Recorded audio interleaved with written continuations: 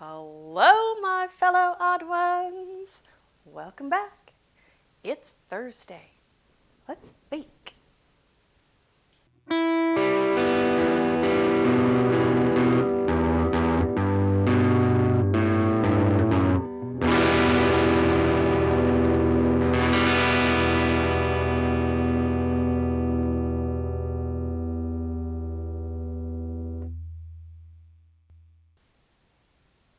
Welcome back.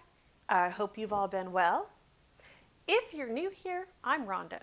This is where I bake things and I talk about weird random stuff that I find amusing, entertaining, or otherwise interesting. If that sounds like something that you might also enjoy, then please consider subscribing. In my last episode, I made some no-bake chocolate cookies that I sent with my son to take to work so that I wouldn't eat them.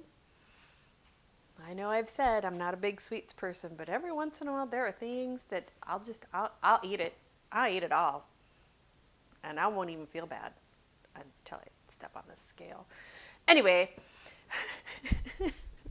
I also talked about animals kind of running wild where they shouldn't be. This week, I'm making brownies. And I thought, how interesting would it be to talk about the history of brownies?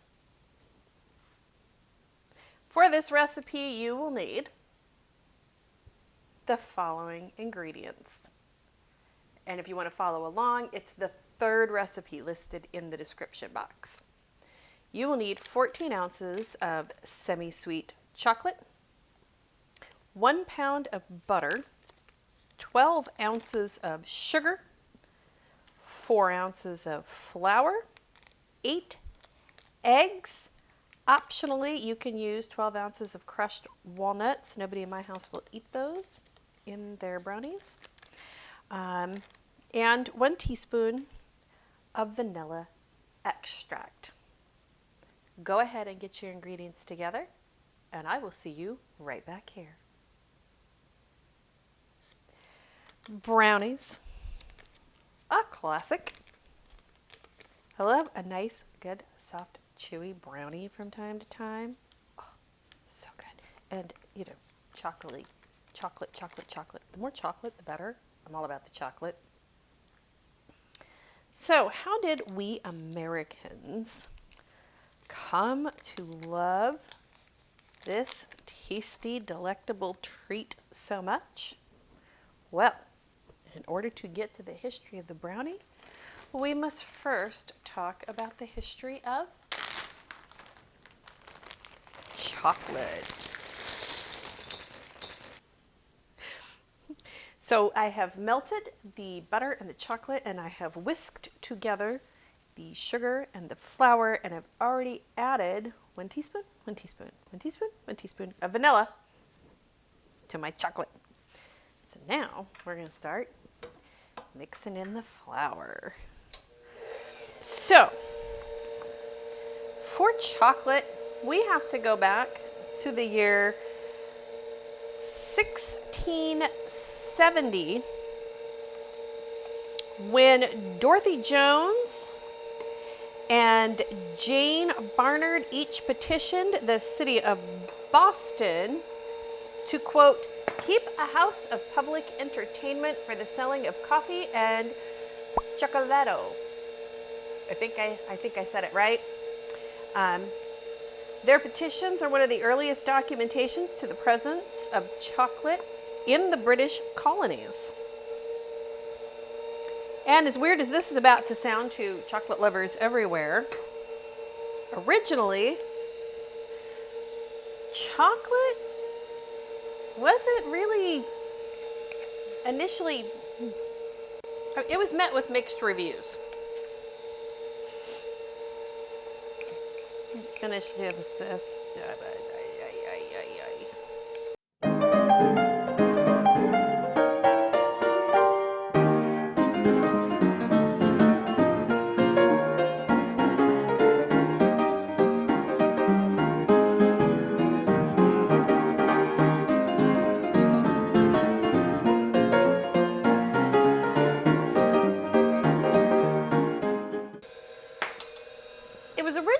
met with mixed reviews. It is said that they found chocolate to be so enjoyable that more of the conservative members of society back then considered it to be sinful.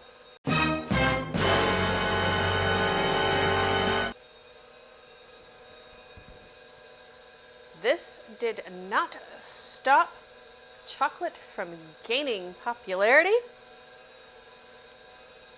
and mostly among the rich who could afford chocolate at the time. Eventually it would become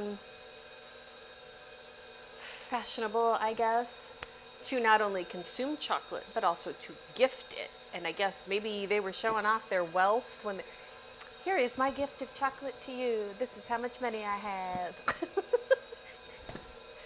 Can you imagine wealth being shown by the gift of chocolate? That's kind of wild. Yeah, but affection is one thing. It's another, like when people are just like, here's a bonbon. It's made of pure chocolate. I have money. Let me flaunt my wealth and buy you chocolate.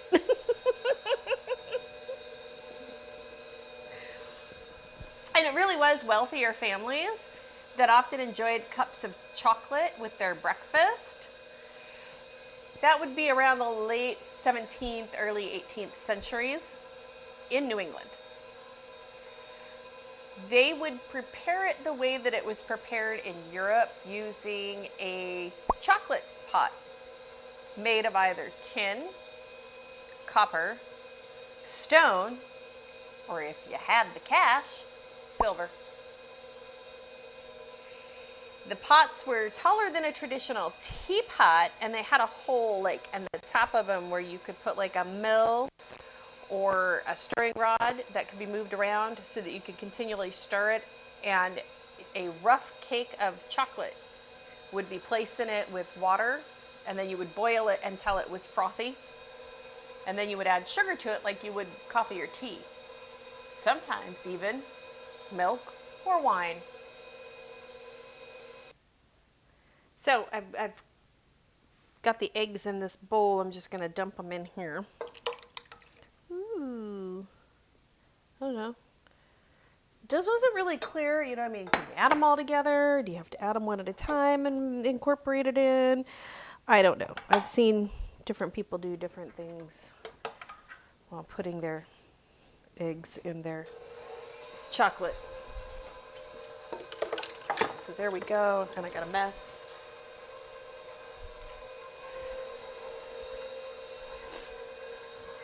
The popularity of chocolate ended up spreading throughout the American colonies, and advertisements for chocolate sales appeared in newspapers, and that can be traced back to the early 18th century, as well as customs logs and diary entries that mention chocolate. In the mid-1700s, Benjamin Franklin would advertise for sale in his Philadelphia print shop chocolate.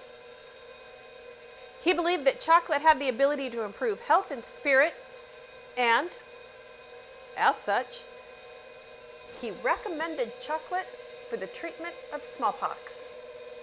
What a delicious way to fight smallpox. So yeah, not only treatment of smallpox, but he would include 6 pounds of chocolate along with other provisions for the officers that were fighting in the French and Indian War. 6 pounds of chocolate. That was like 6 pounds per officer, or 6 pounds for the officers? It wasn't really clear. I'm thinking per officer because there were other provisions that would have been more individual. And so 6 pounds of chocolate per officer. Oh my gosh.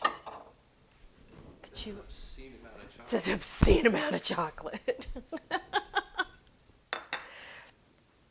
The first chocolate mill in the colonies was established on the Neapolitan. You have to give me a minute. You know, I'm trying to tell a story and your hand in there. That's fire.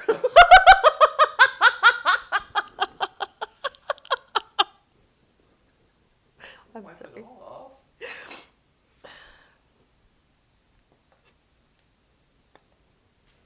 Thank you. I'm about to do something to this spatula. I think I can show this spatula a good time. Quick, how many Friends references can we throw out? 7? This has gone completely off the rails. 7. I just said that. I know, but you said you were questioning. Okay. All right. I'm sorry. I mean, I'm not sorry, but I'm sorry. It's very sweet. Yeah? Is it good? Oh, smell my thumb. You want to smell my finger?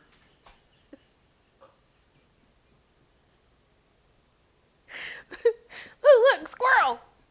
History of brownies. Me being goofy. Anyway, the first chocolate mill in the colonies, oh, look at that, was established on the Neponset River in the Lower Mills region of Dorchester and Milton, Massachusetts in 1765, where they would process imported Cacao. cacao into chocolate. It would go on to become the Walter Baker and Company chocolate manufacturer, which is actually still active today as the craft-owned Baker's chocolate brand. So now we've got that in the oven. As popularity grew, bakers and other manufacturers all along the East Coast increased quantities of cacao that was imported. In 1785, Thomas Jefferson is alleged to have written to John Adams, quote, "The superiority of chocolate both for health and nourishment will soon give it the preference over tea and coffee in America, which it has in Spain. For health? For health." Sorry, never thought chocolate was healthy. Pretty sure I'm fat and happy, right? Healthy. In the 19th century, chocolate was king, and in order to meet demand, larger quantities of cacao were grown in Latin America, the Caribbean, and eventually Africa. Technological advances allowed manufacturers to produce more chocolate at a lower cost. This would then reduce the price to sell it in the market, now making chocolate more accessible to all Americans and not just the wealthy. American chocolate makers took pride in their work, and they would often enter competitive exhibitions around the world, sometimes winning prizes. It was at this time when changes in chocolate taste and form would spur experimentation in both cooking and baking. The first chocolate bars were produced in Britain in the mid-19th century, and milk chocolate would follow a few decades later. Walter M. Lowney, who was a Boston-based chocolatier, would debut the first American chocolate bars at the Columbian Exposition in Chicago in 1893. This exposition is rumored to be where the brownie was introduced. As the story goes, wealthy socialite Miss Bertha Potter Palmer, quote, asked her chef at Palmer House Hotel in Chicago to create a dessert that could be tucked into a box lunch for ladies to eat while attending the Columbian Exposition. The result was a super rich, fudgy chocolate confection, the Palmer House Brownie. The brownie remains on the hotel's menu, but the name of the creative chef, alas, is lost in antiquity. So there you go. These are possibly the first brownies ever made, and they used a significant amount of chocolate, butter, and sugar with the addition of cake flour, eggs, and vanilla. It is said that they were then topped with walnuts and an apricot glaze, and they are still served today at the Palmer House Hilton in Chicago. The recipe is available online, and it is the recipe that I am making today. This would lead to the use of baking with chocolate to increase later in the 19th century and into the 20th century. Also leading to the use of chocolate and baking was due to the efforts of housekeeping and cooking educators who would partner with the industry in the name of, I love this, domestic science. The Walter Baker and Company demonstrated chocolate making with their equipment, handing out free samples at the Columbian Exposition. They also offered free copies of Maria Parloa's Choice Receipts, which was a recipe brochure that had suggestions on how to use chocolate and cocoa at home. Miss Parloa was sometimes referred to as the first celebrity cook, and was a Boston-based educator, author, and founder of 2 cooking schools.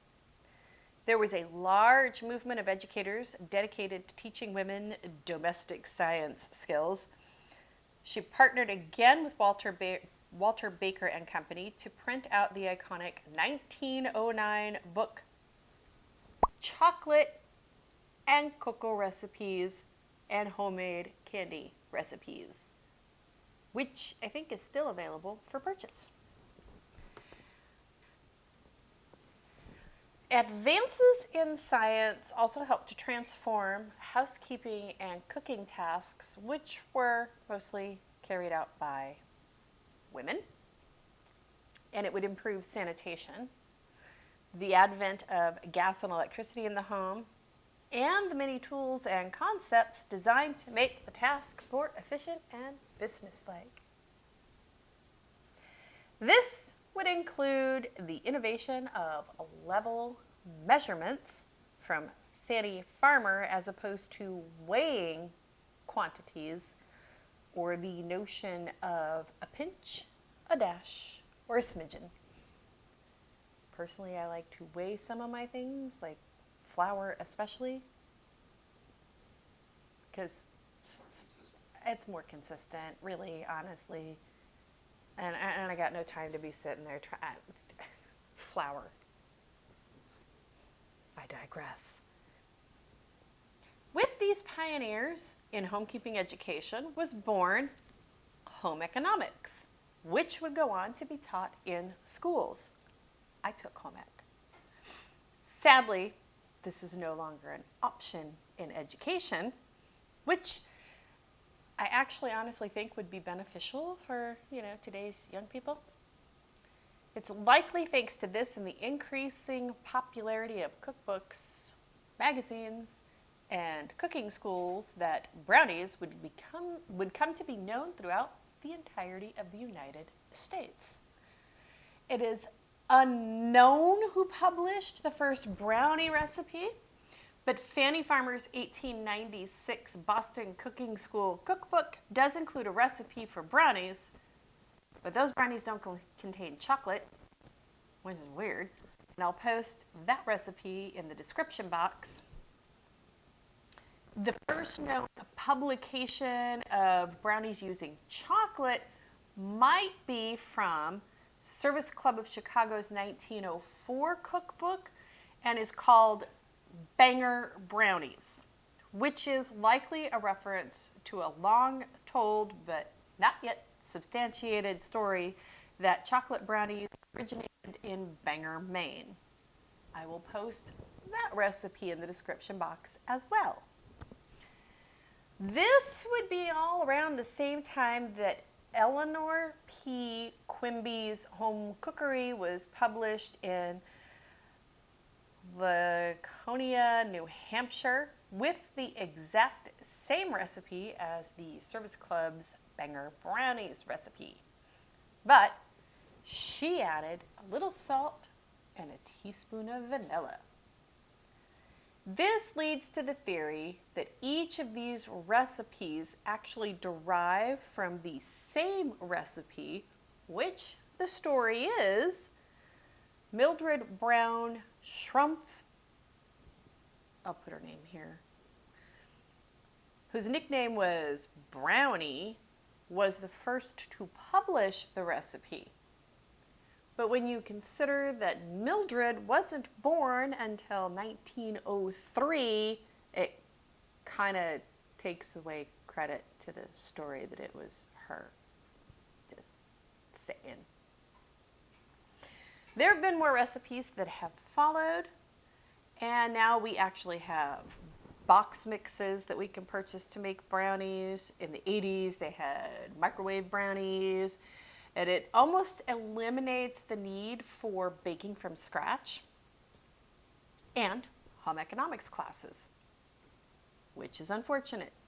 Because seriously, what are these younger generations going to do when the zombie apocalypse hits or when the aliens come?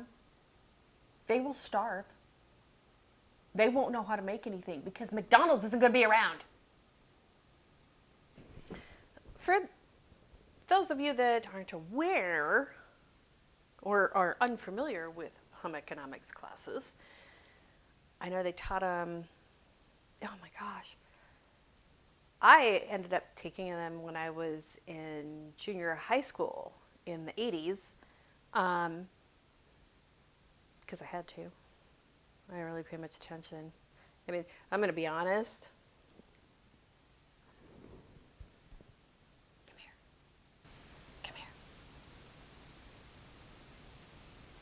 When my son was young, really little, like before he started school, I was asking people about cupcake recipes because I literally didn't know that you just made a cake recipe and put it into cupcake cups. I'm that idiot. Had I paid more attention in junior high school, maybe things would have been better. Maybe they wouldn't have. My one takeaway, though, from junior high home ec was my teacher was teaching us how to iron. Teaching. And our homework was we had to go home and we had to iron a shirt the way that she showed us how to iron a shirt. So I went home and I got out the iron and I got out the ironing board. My mom was pretty happy. And I'm going to iron this shirt. And I laid it out open, inside out and open on the ironing board. And I started ironing the inside of the shirt. My mom's like, "What are you doing? What are you doing?" That's not how you iron a shirt. Well, that's the way my teacher said to iron it. You know, you lay it out on its back, open it up, iron the inside, fold it over, iron that, fold the other part over, iron that, and then you ironed the sleeves, according to my teacher. My mom flipped her lid. No, you iron the collar, then you iron the sleeves, then you take it and you put one side over and you iron that. Then you take the back and you iron that. And you move it around and so on and so forth until it is completely ironed all the way around, and then you hang it up. And so it is for this reason to this day that I still actually iron with my left hand, because I was taught how to iron by my mom, who is left-handed. I didn't learn much about baking. Didn't pay much attention to my mom in the kitchen. My dream house as a freshman in high school had no kitchen. And when my science teacher, and I don't know why we had to do it for science class, told me that I had to have a kitchen in my house, I told him, well, then it's not my dream house. So I made a kitchen, probably the size of what would be my laundry room over here that you can't see. You know, it's big enough to have a fridge and like a microwave, really. Like, I don't know, maybe a galley style kitchen, or like something, I don't know, a fridge and a microwave. That's what was in my kitchen. And he said, well, that's a small kitchen. And I said, look, the assignment was to build my dream home. I designed my dream home. My dream home had no kitchen. And then you told me I had to have a kitchen. So now I put a kitchen in it, which I realized isn't bigger than a walk-in closet. And he goes, where are you going to get your food? And I said, that's what restaurants are for.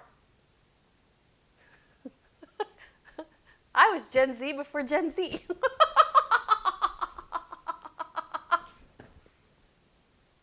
I know how to cook. I've always known how to cook.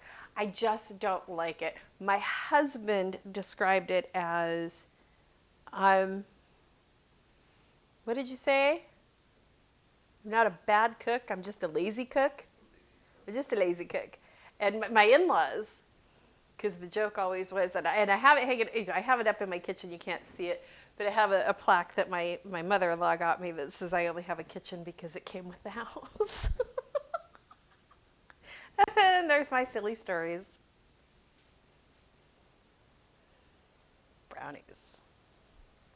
We ended up, it says, you know, to bake them for 30 to 40 minutes until the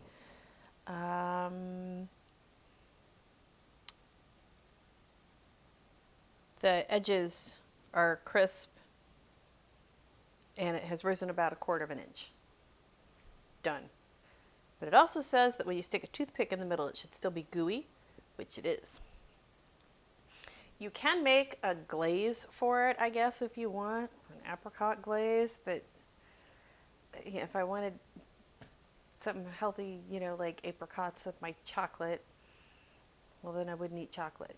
Did you read the recipe for that apricot glaze? It's like apricot flavored sugar. It really is. It's a cup of water, a cup of apricot preserves, a teaspoon of unflavored gelatin, and you heat all of that up in a saucepan and you mix it, bring it to a boil for 2 minutes, and then you put it on while it's hot and the brownies are warm. Oh. No. I just want my brownies to be brownies. I don't think that brownies should have frosting. Maybe that's an unpopular opinion, but I don't think that brownies should have frosting. I don't. Unless it's like a 1/2 inch layer of chocolate fudge icing. No, not even then. No icing on brownies. But they look good. And this is the second time I've made brownies. The first time I made them from a recipe from the cookbook that my mom gave me. And that used cocoa powder and not actual chocolate. So they were good. They were really, really good. And I can't wait to try these. I will have one, and my husband will have one. And then the rest of them will go to our son to take to work so that we don't eat an entire pan of brownies in a 24-hour period, because we could do that. Although, you know what? According to Benjamin Franklin and Thomas Jefferson, chocolate's good for your health. Remember that. It's healthy and used in the treatment of smallpox. Do you have a recipe that you'd like to see me make in the future? Got any weird stories or conspiracy theories or some other random topic you'd like to see me talk about? Let me know down in the comments. Don't forget to like, subscribe, and share this video to get it out there. Click the bell icon to be notified every time I post a new video, which is on Tuesdays and Thursdays. Until next time, be kind to each other, be compassionate. I will see you soon. Bye.